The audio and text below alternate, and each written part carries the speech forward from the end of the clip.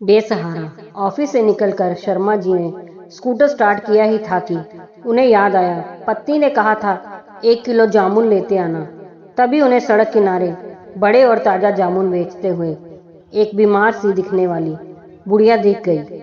वैसे तो वह फल हमेशा राम आश्रय फ्रूट भंडार से ही लेते थे, पर आज उन्हें लगा कि क्यों ना बुढ़िया से ही खरीद लूं। उन्होंने बुढ़िया से पूछा, माई जामुन कैसे दिए?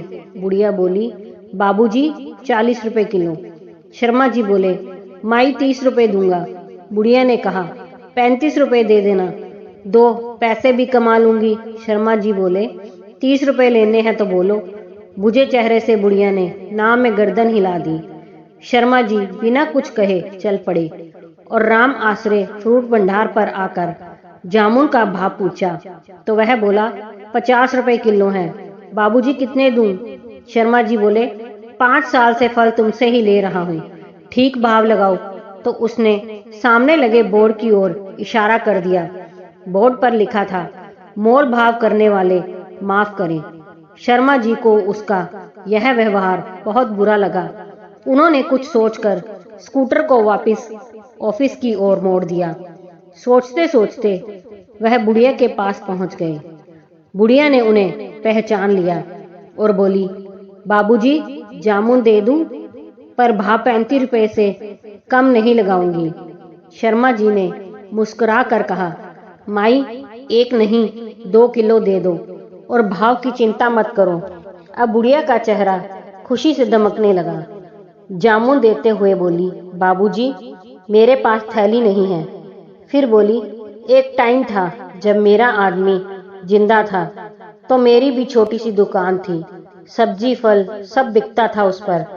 आदमी की बीमारी में दुकान चली गई, आदमी भी नहीं रहा, अब खाने के भी लाले पड़े हैं। किसी तरह पेट पाल रही हूँ, कोई औलाद भी नहीं है जिसकी ओर मदद के लिए देखूं। इतना कहते कहते बुढ़िया रुआंसी हो गई और उसकी आंखों में आंसू आ गए। शर्मा जी ने 100 रुपए का नोट बुढ़िया को दिया तो वो बोली, बाबूजी मेरे पास छुट्टे नहीं हैं। शर्मा जी बोले, माई चिंता मत करो, रख लो, अब मैं तुमसे ही फल खरीदूंगा और कल मैं तुम्हें 1000 रुपए दूंगा, धीरे धीरे चुका देना और परसों से बेचने के लिए मंडी से दूसरे फल भी ले आना। बुढ़िया कुछ कह पाती उसके पहले ही शर्मा जी घर की ओर रवाना हो गए। घर पहुंचकर उन्होंने पत्नी से कहा, ना जाने क्यों हम मुश्किल से पेट पालने वाले थड़ी लगाकर सामान बेचने वालों से मोल भाव करते हैं, किंतु बड़ी दुकानों पर मुंह मांगे पैसे दे आते हैं। शायद हमारी मानसिकता ही बिगड़ गई है। गुणवत्ता के स्थान पर हम चकाचौंध पर अधिक ध्यान देने लगे हैं। अगले दिन शर्मा जी ने बुढ़िया को 500 रुपए देते हुए कहा, माई लौटाने की चिंता मत करना, जो फल खरीदूंगा उनकी कीमत से ही चुक जाएंगे। जब शर्मा जी ने ऑफिस में ये किस्सा बताया तो सब ने बुढ़िया से ही फल खरीदना प्रारंभ कर दिया। 3 महीने बाद ऑफिस के लोगों ने स्टाफ क्लब की ओर से बुढ़िया को एक हाथ ठेला भेंट कर दिया। बुढ़िया अब बहुत खुश है। उचित खान पान के कारण उसका स्वास्थ्य भी पहले से बहुत अच्छा है। हर दिन शर्मा जी और ऑफिस के दूसरे लोगों को दुआ देती नहीं थकती।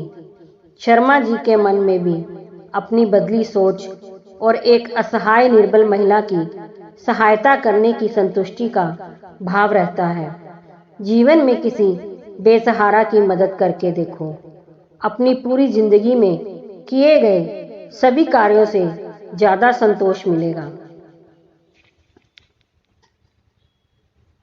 दोस्तों, अगर कहानी पसंद आई हो तो लाइक, सब्सक्राइब, शेयर जरूर कीजिए।